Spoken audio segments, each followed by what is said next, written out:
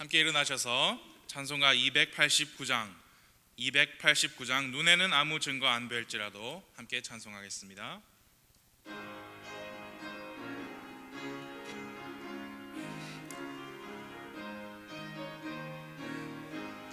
눈에는 아무 증거 안 보일지라도 말씀만을 굳게 잡고 나갑시다. 귀에는 아무 소리 아니 들려도 하나님의 약속 위에 굳게 서 나가세. 말씀 위에 서서 힘차게 나가세. 의심치 말고 나가세. 말씀 위에 서서 십자가로 주의 증거 삼고서 눈으로 보기에는 어떠하든지 손에 잡힌 것과 같이 굳게 믿고 마음에 의심 없이 전진할 때에 우리 소원대로 이루어지겠네.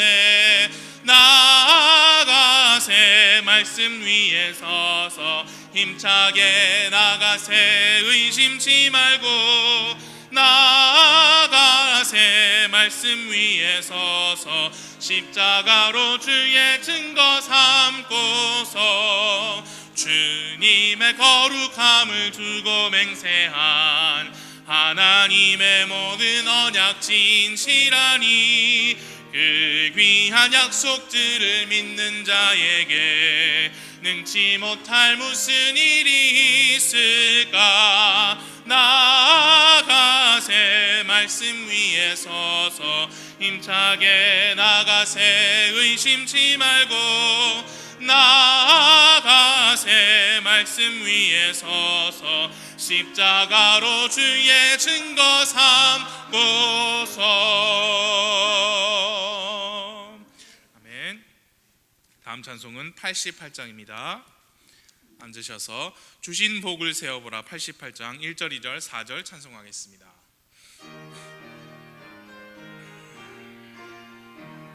세상 모든 풍파 너를 엄습해 낙심하는 생각 내게 줄 때에 주가 내려주신 복을 세어라. 주의 크신 복을 내가 알리라. 주신 복을 세어보아라. 받은 복을 내가 알리라. 주신 복을 세어보아라. 주의 넘친 복을 내가 알리라. 세상 모든 근심 걱정 속에서 십자가를 등에 지고 나갈 때 주가 내게 주신 복을 세보면 감사하며 항상 찬송하리라. 주신 복을 세어보아라. 받은 복을 내가 알리라. 주신 복을 세어보아라. 주의 넘친 복을 내가 알리라. 마귀 권세 너의 앞길 막을 때 주만 믿고 낙심하지 말아라. 주의 손이 너를 보호하리니 담대하게 앞만 보고 나가라. 주신 복을 세어보아라. 받은 복을 내가 알리라. 주신 복을 세어보아라. 주의 넘친 복을 내가 알리라. 아멘. 기도하시겠습니다. 참으로 고마우신 우리 아버지 하나님, 이 몸된 교회를 섬기는 사랑하는 성도들, 직장에서 가정에서 아무 탈 없이 잘 지낼 수 있도록 선하게 인도해 주심을 하여 감사를 드립니다. 이 어려운 시기에 말씀을 선포하실 하나님의 종 목사님 강하게 붙들어 주시고 사용해 주셔서 말씀 선포할 수 있도록 하심으로 가정에서 예배를 드리며 귀한 말씀 받을 수 있도록 도와주셔서 감사를 드립니다. 코로나 바이러스로 인하여 이 힘든 고비를 넘길 때까지 사랑하는 성도들 건강 지켜주시고 각 가정에 또 필요를 채워주셔서 생활하는데 불편함이 없도록 도와주시옵소서. 이 어려운 시기를 잘 지낼 수 있도록 힘주시고 강하게 해주셔서 사랑하는 성도들 믿음이 약해지지 아니하게 하시고 시험 들지 아니하도록 도와주셔서 강하게 담대하게 나아갈 수 있도록 믿음을 더해 주시옵소서. 이 한반도뿐만 아니라 각 세계에서 코로나 바이러스가 빨리 사라져서 우리가 함께 모여서 영과 진리로 찬양하며 경배해 드릴 수 있도록 아버지 하나님이 다스려 주시고 역사해 주시옵기를 간절히 원합니다. 우리가 지금 흩어져 있지만 교회 재정을 위해서 드릴 것은 분명히 드리는 사랑하는 성도들 될 수 있도록 인도해 주시옵소서. 우리 주 예수님 이름으로 기도드렸습니다. 아멘.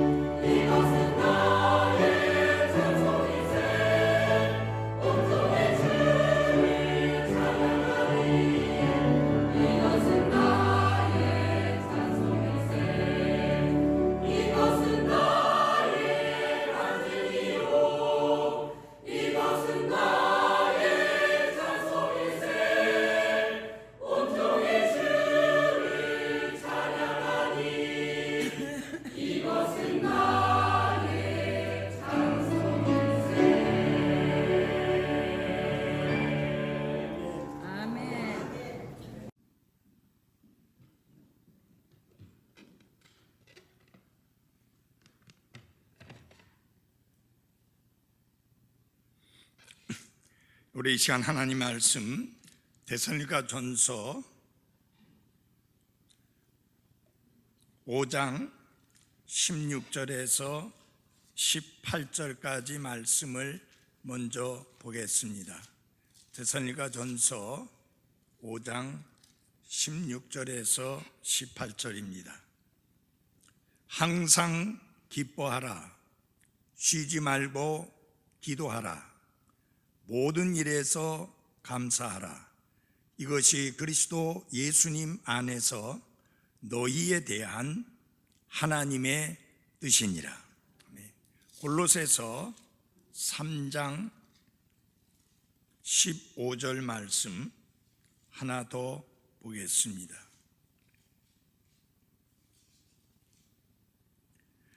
하나님의 화평이 너희 마음속에서 다스리게 하라.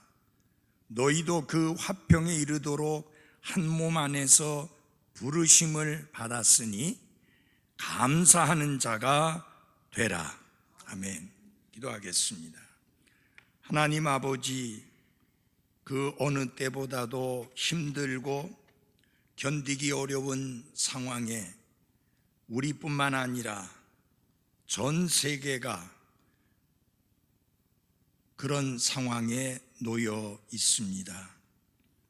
하나님 아버지, 코로나 바이러스 확진자가 수십만 명에 이르게 되었고 죽은 사람도 2만 7천 명이 넘는 재앙이 계속되고 있습니다.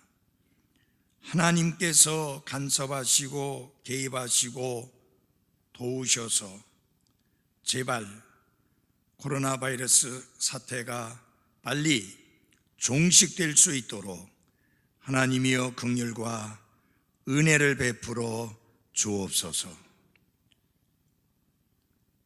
방역과 치료를 위해서 크게 힘쓰고 애쓰는 모든 분들에게 하나님이 건강을 지켜주시고 그 일을 끝까지 잘 감당할 수 있도록 힘 주시옵기를 기도합니다. 비록 우리가 함께 모여서 한자리에서 영과 진리로 경배드리지는 못하지만 각 가정에서 또 하나님 앞에 영과 진리로 경배드리는 사랑하는 성도 한 분 한 분들을 하나님이 기억해 주시고 건강과 안전을 돌봐주시옵기를 기도합니다. 특별히 이런 가운데에도 하나님께 신실하게 드리는 그 손길들을 인하여 감사하오며 하나님 그 드림의 손길에 하나님의 복이 함께해 주옵소서. 예수님 이름으로 기도했습니다. 아멘. 조금 전에 읽어드린 데살로니가전서 5장 16절에서 18절까지 말씀을 보면 거기에 그리스도인들에게 말씀하시는 세 가지 권면의 말씀이 있습니다. 그런데 이 말씀은 모두 다 명령어로 기록이 되었습니다.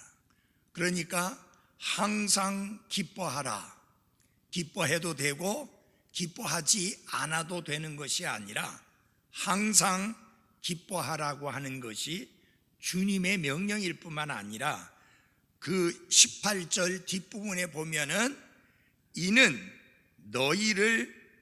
너희에 대한 하나님의 뜻이니라 라고 말씀하시므로 하나님이 기대하고 하나님이 원하시는 삶인 것을 분명하게 밝히셨습니다. 그런데 그냥 기뻐하라고만 말씀한 게 아니라 거기에 부사가 들어갔습니다. 항상 기뻐하라.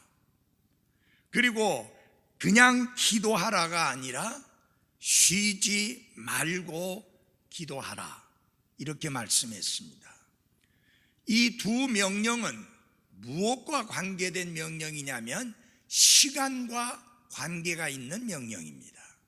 우리에게 특별히 기뻐할 만한 시간이 따로 있는 게 아닙니다. 언제나 기뻐하라 하는 것입니다. 그 다음에 우리가 특별히 기도할 시간이 따로 있다는 것이 아닙니다. 쉬지 말고 기도하라. 그 말은 늘 우리가 기도하는 삶의 자세를 가지고 살아라 라고 하는 말씀입니다. 그런데 감사와 관련해서는 모든 일에서 감사하라. 이 감사와 관련된 주님의 명령은 무엇과 관련된 것이냐? 환경과 관련된 것입니다.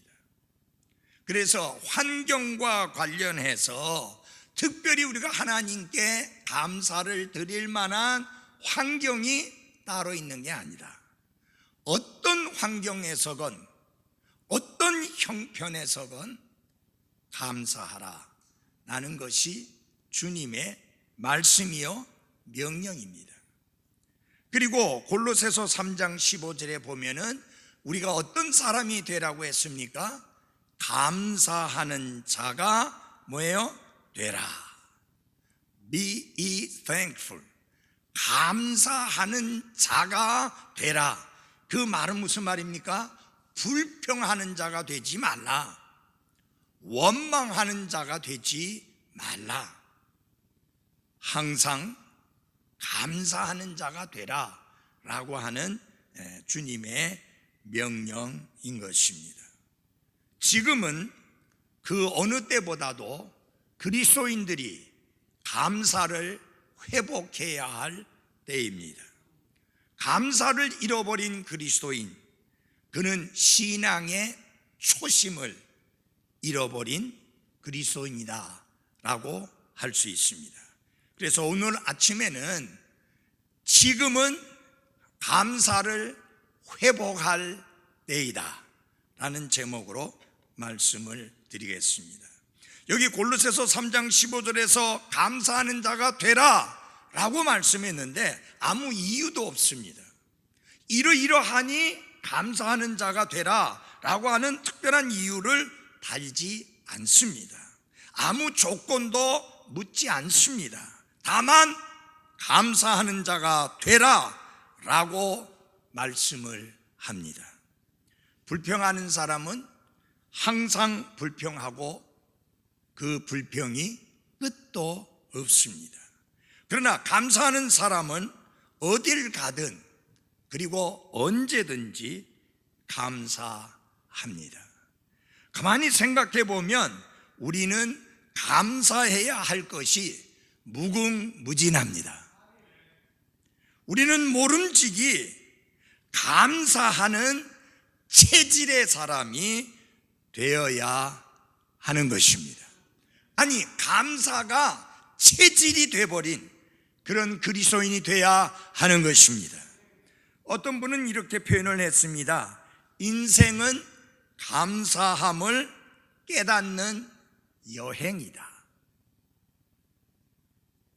모든 일에서라고 하는 명령은 어떤 의미를 담고 있느냐? 모든 일에서 감사하라는 말은 하나님이 모든 것을 주관하고 다스린다는 것을 인정하라 라고 하는 것입니다. 여러분, 하나님이 주관하고 다스리는 환경이요 형편인데 우리가 그 하나님께 토를 달며 태클을 걸면서 불평할 수는 없는 것입니다.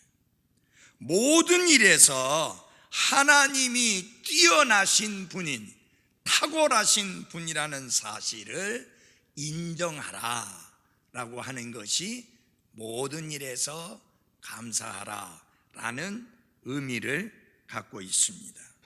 자, 여기 모든 일에서 감사하라는 명령을 받은 데살로니가 교회, 항상 기뻐하라는 명령을 받은 데살로니가 교회, 이 교회는 이 사도 바울의 서신을 받을 무렵에 무서운 핍박과 환난의 한복판에 있었습니다. 그래서 특별히 데살로니가 전서를 읽어보시게 되면 고난이라는 단어가 유난히 많이 나오고 있습니다. 그럼에도 불구하고 사도 바울은 데살로니가 교회 성도들에게 권면합니다. 항상 기뻐하라, 쉬지 말고 기도하라, 그리고 모든 일에서 감사하라. 오늘 여러분이 처한 고난의 환경 속에서도, 이 역경의 환경 가운데서도 감사하라 라고 이렇게 명하고 있는 것입니다. 세상에서 가장 행복한 사람이 누구냐? 기쁨으로 감사하며 사는 그리스도인입니다. 전 미국 대통령이었던 지미 카터는 이런 말을 했습니다.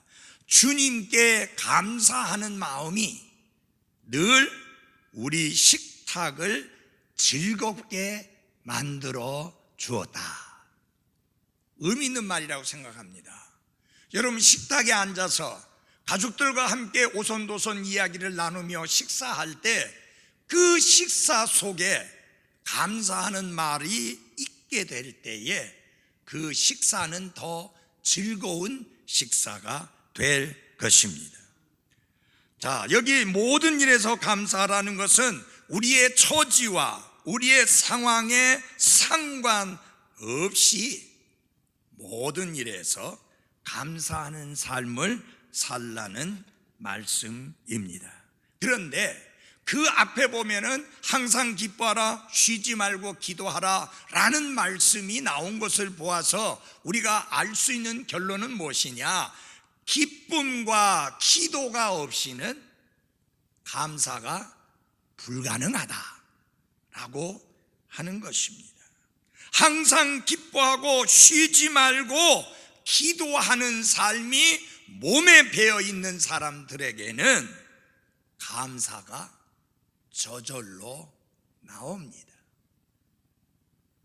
그래서 사랑하는 그리스도인 여러분, 우리가 지금은 감사를 회복할 때인데, 감사를 회복해서 내 삶에서 어떤 형편에 처하든지, 특별히 이 코로나 바이러스로 인한 큰 위기 속에서 우리가 감사하며 살려면 기도가 있어야 하고 주님이 주신 기쁨을 누리는 삶이 있어야 합니다. 여러분, 주님이 우리에게 기쁨을 주신다고 말씀하면서 내 기쁨이 너희 속에 있어서 너희의 기쁨을 충만케 하리라. 여러분, 물질이 많음으로 인한 기쁨을 주님이 약속하신 게 아닙니다. 주님은 이 땅에 계실 때에 머리 둘 곳조차도 없을 정도로 가난하셨습니다.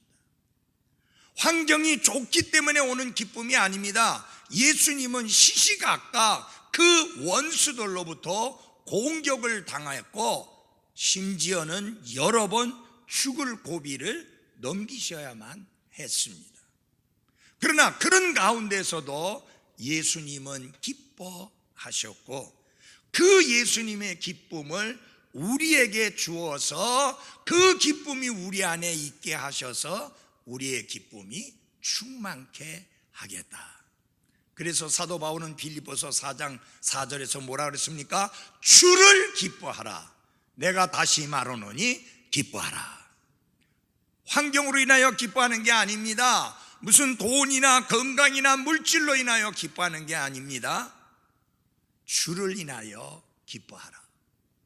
이탈리아에 95세 된 목사님이 코로나 바이러스에 걸려서 입원을 했습니다.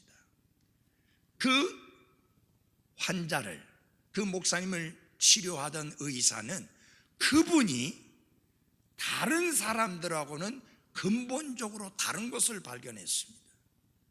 그는 무신론자였습니다. 하나님이 없다고 부인하던 사람이었습니다.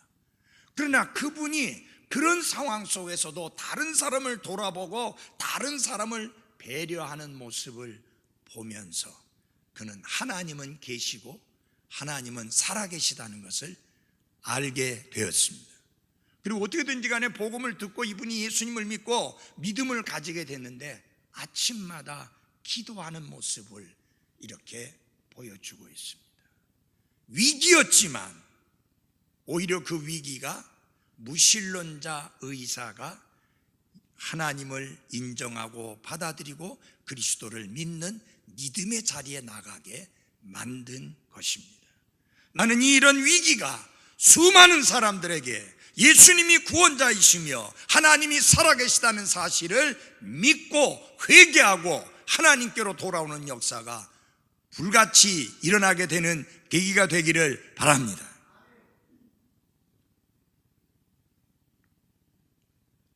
모든 일에서 감사하라는 것은 인생의 폭풍 속에서도 감사하라는 것입니다. 우리가 살다 보면 불쾌한 일을 겪기도 하고 달갑지 않은 환경을 만나기도 하고 고통스러운 일을 당하기도 합니다. 그야말로 황당한 일을 겪게 됩니다. 이 코로나 바이러스로야말로 정말 황당한 일입니다. 이게 한 나라에만 치우친 게 아니라 전 세계가 이렇게 코로나 바이러스로 인하여 공포에 떨고 있는 황당한 일이 생겼습니다. 그래서 많은 사람이 죽는 비극을 우리는 지켜보아야만 하는 것입니다. 정말로 납득할 수 없는 일들이 여러분과 저의 삶 속에서 일어나고 있습니다. 사실 여간에서 하나님께 감사드리기가 쉽지 않은 그런 상황들을 우리는 겪고 있습니다. 그런데 성경은 그런 모든 일에서도 하나님께 감사하라고 말씀하고 있습니다. 모든 상황에서 감사하라. 성공했을 때뿐만 아니라 실패했을 때도 감사하라. 좋다고 생각되는 무엇이 있을 때만이 아니라 고난을 당할 때도 감사하라 라고 하는 것이 오늘 본문의 말씀입니다. 이것이 우리를 향한 그리스도 안에서 우리에 대한 하나님의 뜻이라고 분명하게 말씀을 했습니다. 특별히 우리가 고난 중에 불평하지 않도록 주의하고 하나님을 신뢰하는 가운데 하나님께 감사하는 그런 그리스도인의 삶을 살도록 해야 하는 것입니다. 그것이 그리스도인의 생활이요, 그것이 그리스도인의 태도요, 그것이 그리스도인 삶의 철학이어야 하는 것입니다. 예수님이 친히 본을 보이시지 않았습니까?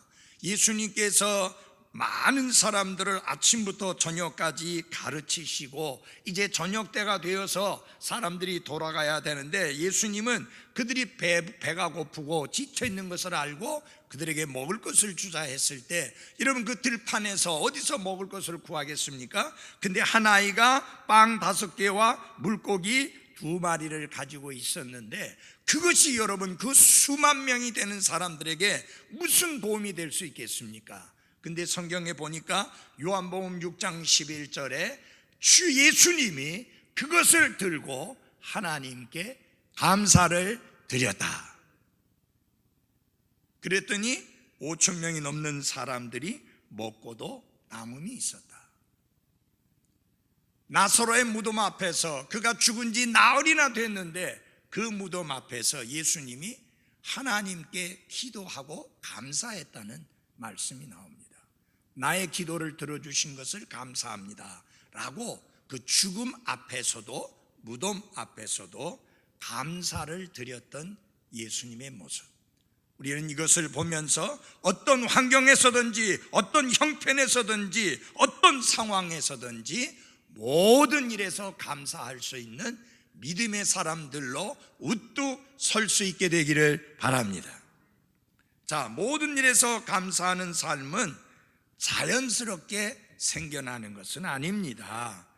우리가 어렵거나 고통스러운 상황에 처하게 되면 감사를 잃어버리는 경향이 있습니다. 그러나 우리가 모든 일에서 감사할 수 있는 근거가 무엇이냐? 우리가 모든 일에서도 감사할 수 있는 그런 태도를, 그런 자세를, 그런 반응을 보일 수 있는 근거가 무엇이냐? 하나님의 섭리를 믿는 믿음 때문입니다. 다시 말하면 로마서 8장 28절, 우리가 알거니와 하나님을 사랑하는 자들 곧 그분의 목적에 따라 부르심을 받은 자들에게는 모든 것이 합력하여 뭐예요? 선을 이루느니라는 이 말씀을 받아들인다면 우리는 어떤 상황에서도 감사할 수가 있는 것입니다. 그리고 중요한 것은요, 모든 일에서 감사할 수 있는 것은 내 힘으로 내 능력으로 되는 게 아니라 하나님의 은혜로만 가능합니다. 그래서 우리는 기도해야 됩니다. 하나님이여 저에게 은혜를 베푸사 아무리 힘들고 아무리 어렵고 아무리 고통스럽고 아무리 내가 처한 상황이 황당하고 고통스러운 환경이라 할지라도 그 가운데에서 감사할 수 있는 그런 은혜를 달라고 구해야 하는 것입니다. 여러분, 우리가 살아가는 삶을 보십시오. 우연은 없습니다. 우리의 살아가는 삶을 보면은 그렇다고 하나님이 미리 정해 놓아서 그 운명대로 우리가 어쩔 수 없이 그렇게 살 수밖에 없는 또 그런 것도 아닙니다. 적어도 우리의 삶은 하나님의 손 안에 있고 하나님의 계획 안에 있고 하나님의 뜻 안에 있고 하나님의 목적 안에 있음을 믿을 뿐만 아니라 우리는 하나님의 섭리를 믿습니다. 하나님이 그분의 뜻대로 내게 일어나는 모든 것들, 좋은 일, 나쁜 일 다 합력하여 선을 이루시는 하나님이라고 하는 하나님의 섭리를 우리가 믿기 때문에 어려운 상황 속에서도 감사할 수 있는 것입니다. 사도 바울에게 그의 한평생을 지배했던 좌우명이 있습니다. 그게 뭐냐? 로마서 8장 28절 말씀입니다. 우리가 알거니와 하나님을 사랑하는 자들 곧 그분의 목적에 따라 부르심을 받은 자들에게는 모든 것이 합력하여 선을 뭐예요? 이루느니라. 이는 곧 환영할 수 없는 상황, 기뻐할 수 없는 고난, 즐길 수 없는 아픔과 상처에도 불구하고 하나님은 이 모든 것을 합력하여 선을 이룬다는 그 확신이 그의 삶에 있었기 때문입니다. 우리가 이런 믿음이 있을 때, 이런 확신이 있을 때 우리가 모든 일에서 감사할 수 있고 우리를 둘러싸고 있는 상황이 어떠하든지 간에 모든 일에 감사할 수 있는 그리스도인이 될 수가 있는 것입니다. 여러분, 사도 바울은요 로마에 가서 복음을 선포할 수 있기를 간절히 원했습니다. 그리고 로마에 있는 교회 성도들에게 그 사실을 여러 번 표현을 했습니다. 그런데 길이 열리지 않았었어요. 그렇지만 하나님은 특별한 방법으로 사도 바울이 로마에 가게 했고 로마에서 복음을 전할 수 있는 기회를 안겨주셨습니다. 죄도 없이 잡혀가지고, 그리고 뭐라고 말했어요? 자기는 그냥 한 말이겠죠. 나는 가이사르에게 재판을 받고 싶다. 그러면 가이사르에게 재판을 받으려면 반드시 로마로 가야 합니다. 근데 로마로 가는데 사도 바울은 배삭이나 다른 여타 비용 하나도 들지 아니하고 로마에 갑니다. 여러분, 이 모든 것들이 결국은 하나님이 역사하셔서 선을 이루신 결과라고 하는 것을 분명히 볼 수 있습니다. 많은 경우에 이렇게 생각합니다. 환경이 변해야만 감사할 수 있다. 그러나 하나님은요, 환경이 변해야 감사하는 게 아니라 내가 변해야 감사할 수 있다 라고 말씀합니다. 환경이 변하는 것이 아니라 우리 자신이 변해야 감사하는 삶이 가능한 것입니다. 여건이 달라지는 것을 바라보기보다는 감사할 수 있는 능력을 소유하는 그리스도인으로 변화돼야 한다는 것을 의미하는 것입니다. 모든 하나님의 허용하신 고난은, 그 고통은 계획이 있고 목적이 있습니다. 우리의 삶에 우연이나 맹목적인 것이 전혀 없기 때문입니다. 그래서 예수님은 이 사실을 제자들에게 가르치시면서 참새 한 마리가 얼마나 하찮은 그런 존재냐, 그러나 하나님의 허락하심이 없이는 한 마리도 떨어지지 않는다. 너희는 그 참새보다 더 귀하다라고 말씀해 주셨습니다. 하나님이, 이 전능하신 하나님 앞에 우리의 삶이 다 알려졌기에, 그리고 하나님이 그분의 주권으로 우리의 삶을 다스리고 계시기에 우연이라는 것은 없습니다. 우리가 겪고 있는 오늘의 고통과 역경 속에서도 분명히 하나님은 그분의 선을, 그리고 그분의 계획을, 그분의 목적을 이루고 계시다고 믿습니다. 그것을 믿는다면 오늘 고난의 한복판에서 하나님 감사합니다라고 고백할 수 있는 믿음의 사람들이 되어야 합니다. 특별히 감사는 표현이 되어야 합니다. 자신이 하나님께 얼마나 감사하고 있는지 우리는 표현을 해야 합니다. 어떤 분들이 이렇게 말합니다. 내가 표현하지 않아도 하나님은 내가 감사하고 있다는 것을 다 아신다. 구태여 꼭 표현할 필요가 없다라고 합니다. 예, 맞습니다. 하나님은 여러분이 감사를 표현하지 않아도 마음속에 감사하고 있다는 사실을 다 압니다. 그럴지라도 하나님께 감사하다고 입으로 말하고 행동으로 표현을 해야 하는 게 옳습니다. 왜냐하면 하나님은 그분의 자녀들로부터 하나님 감사합니다 라는 입술의 고백을 듣기를 기뻐하십니다. 주님 감사합니다. 나를 구원해 주셔서. 주님 감사합니다. 나를 온전케 해 주시어서. 주님 그 놀라운 그 큰 구원을 거저 선물로 주셔서 감사합니다. 하나님은 그렇게 우리가 감사를 표현하기를 원합니다. 또 어떤 사람들은 그렇게 말합니다. 사람들은 내 속마음을 모르지만 하나님은 다 아시기 때문에 꼭 그렇게 감사하다고 말을 하거나 표현하지 않아도 괜찮다라는 사람들이 있습니다. 그러나 그렇지 않습니다. 입으로 하나님께 감사해요 라고 말하는 사람들이 하나님 감사해라고 말을 하지 않는 분들보다 더 감사해 하는 게 분명합니다. 성경을 보십시오.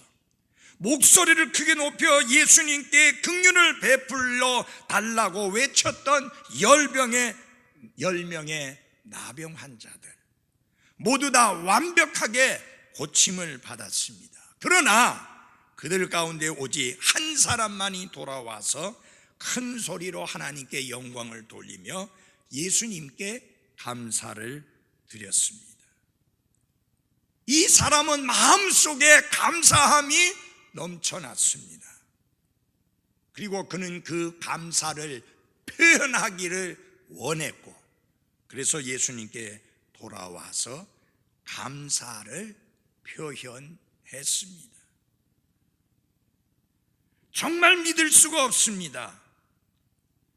10명의 나병 환자가 완벽하게 다 고침을 받았는데 오직 한 사람만 돌아와서 감사를 표현했다는 사실이 도무지 이해가 안 갑니다.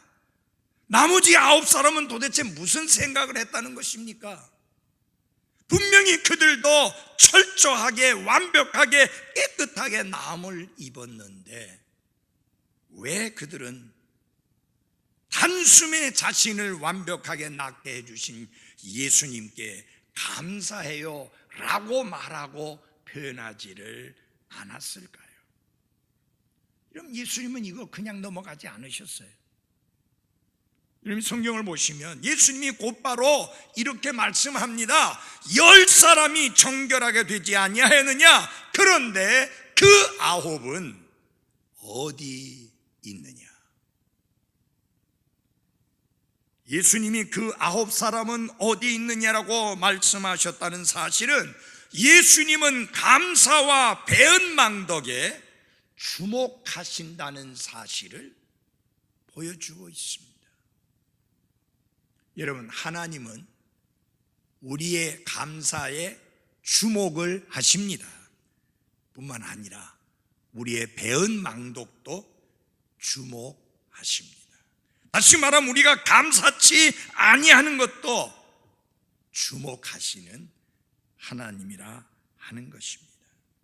사도 바울은 성도들로 인해서 그 마음속에 감사가 넘쳐났을 때 그는 그 감사를 표현하는데 인색하지 않았습니다. 우리가 데살로니가 전서를 연속 강해 설교를 해서 여러분이 다 알지 않습니까? 1장 2절 3절부터 기도할 때마다 하나님께 감사를 드린다. 여러분의 믿음의 행위와 사랑의 수고와 소망의 인내로 인해서 하나님께 감사를 드린다. 에베소 교회를 향해서도 그러하고 다른 교회들을 향해서도 그들의 아름다운 믿음과 주님을 향한 마음과 아름다운 섬김 때문에 사도 바울은 감사한다는 사실을 조금도 주저하지 않고 표현했던 사실을 볼 수 있습니다. 이 어려운 때에 함께 모이지도 못하는 상황 속에서도 하나님 앞에 신실하게 드리는 성도들로 인해서 감사를 드립니다. 하나님은 여러분과 제가 하나님이 나와 나의 삶에 행하신 모든 일들로 인하여 감사하기를 원하십니다. 여러분도 늘 모든 일에서 감사하는 그리스도인이 되기를 바랍니다. 우리말 성경에는 명확하게 나타나 있지 않은 단어가 있습니다. 한 번은 나타났는데 한 번은 나타나지 않는데 이 그리스어로는 n이라고 하는 전치사인데요, 영어에는 두 번 다 썼습니다. 예를 들어서 모든 일에서 할 때 in everything 해서 in이라는 전치사 단어가 썼고요, 그 다음에 in Christ Jesus, 그리스도 예수님 안에서라는 이 말이 두 번 반복해서 사용되어졌습니다. 우리가 감사하는 사람이 되려면, 모든 일에서 감사하는 사람이 되려면 어떻게 해야 하는가라는 것을 생각해 봅니다. 삶을 바라보는 두 가지 시각이 있습니다. 하나는 뭐냐? 내가 처해 있는 환경을 통해서 내 인생을 바라보는 시각입니다. 이건 좋은 시각이 못 됩니다. 우리를 둘러싼 상황 안에서 내 인생을 바라볼 때 우리는 답답함을 느낄 수밖에 없고, 왜 나는 이렇게 살아야만 하는가라고 가슴을 짓누르는 아픔과 고통만 있을 뿐입니다. 그러나 그리스도 예수님 안에서 내 인생을 바라보는 시각을 가지게 될 때, 그때 비로소 우리는 모든 일에서 감사할 수 있는 것입니다. 우리가 바라보는 시각에 따라서 불평과 원망이 나올 수 있고 감사와 기쁨이 터져 나올 수도 있습니다. 우리 모두는 그리스도 예수님 안에서 나의 인생을 바라보는 그런 시각을 가지고 사는, 믿음의 시각을 가지고 살아가는 그리스도인들이 되시기를 바랍니다. 사도 바울이 쓴 서신에서 가장 많이 사용하는 표현 중에 하나가 뭐냐면 그리스도 예수님 안에서라는 표현입니다. 굉장히 많이 이 표현이 사용되어집니다.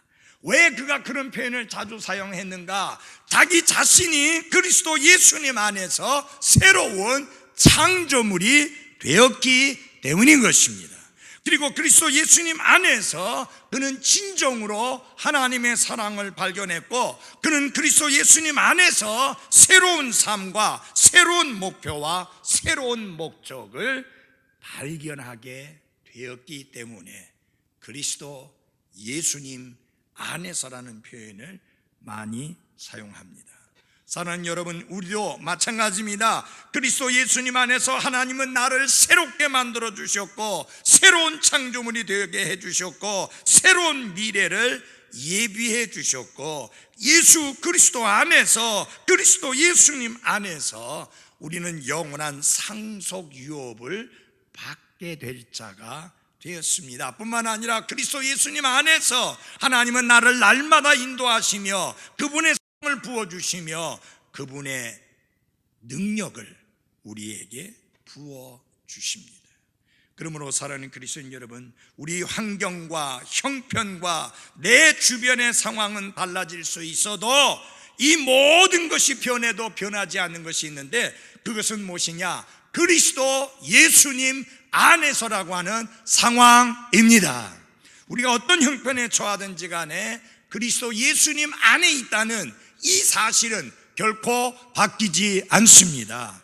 그리스도 예수님 안에서 하나님의 사랑은 불변합니다. 그리스도 예수님 안에서 나를 향한 하나님의 인자하심은 불변합니다. 그리스도 예수님 안에서 하나님의 신실하심은 변함없습니다. 그리스도 예수님 안에서 하나님께서 나를 지키시고 돌보신다는 이 약속은 불변합니다.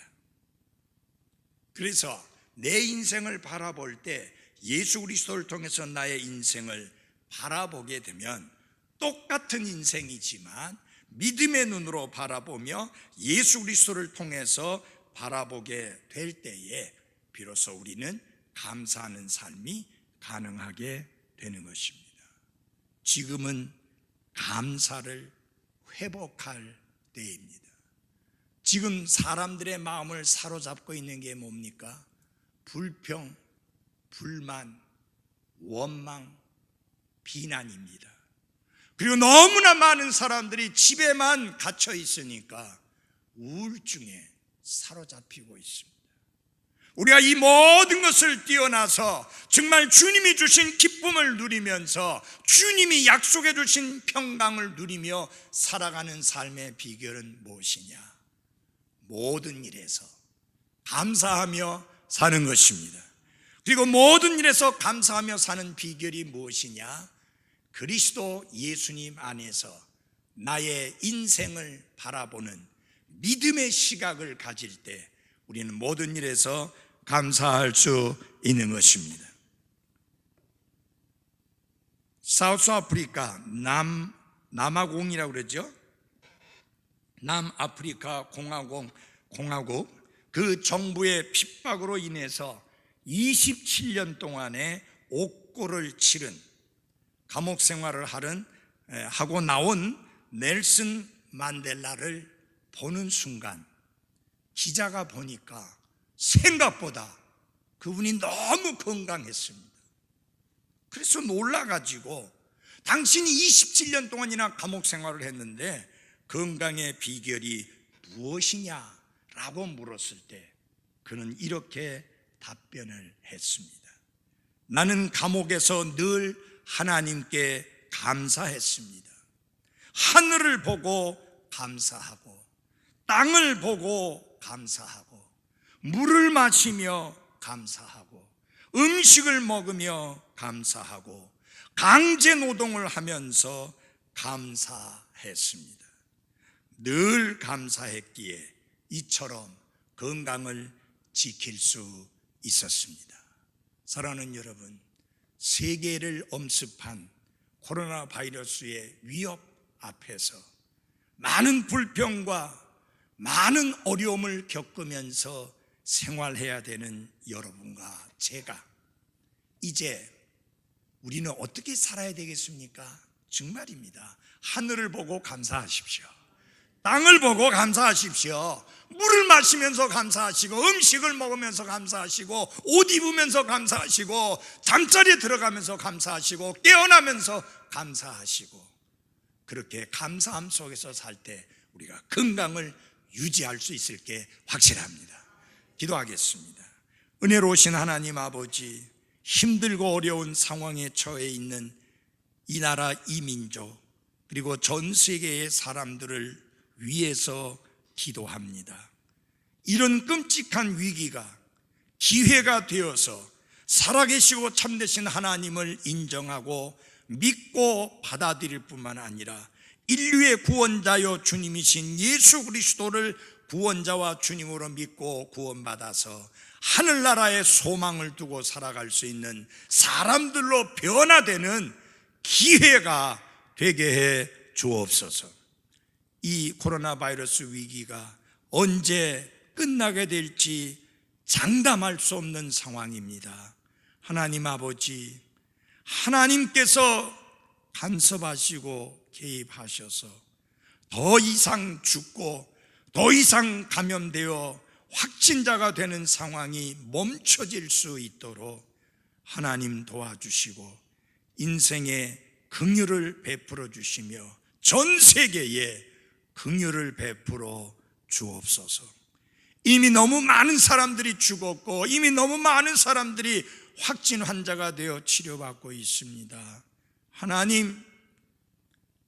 하나님을 거역하고 불순종하고 하나님을 불신하고 대적하며 곁길로 나간 인생들이지만 그러나 불쌍히 여겨주시고 저들이 회개하고 구원받을 수 있는 기회를 얻기 위해서 살려주시고 이 질병이 빨리 사라질 수 있도록 은혜 베풀어 주옵소서. 오늘도 함께 모이지 못하고 영상 예배로 하나님 앞에 이렇게 경배를 드렸는데 사랑하는 성도들 함께 모일 때까지 건강과 안전을 지켜주시고 특별히 자영업하는 분들 너무 많이 힘듭니다. 주의 긍휼과 은혜로 지켜주옵소서. 예수님 이름으로 기도했습니다. 아멘.